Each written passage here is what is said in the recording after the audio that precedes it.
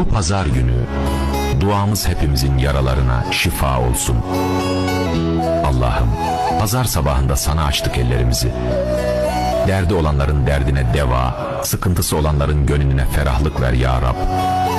Yüreğinde gam, keder, hüzün taşıyanların kalbini sen teselli et. Sen ki her şeyin en güzelini bilensin.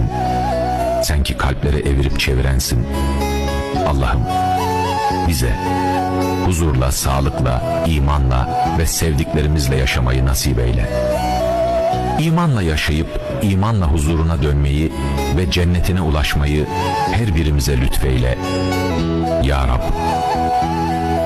Kalbimizdeki gizli duaları, gözyaşlarımızın taşıdığı arzuları da sen bilirsin ya Rab. Dualarımızı kabul eyle. Bizi senden başkasına muhtaç etme. Amin.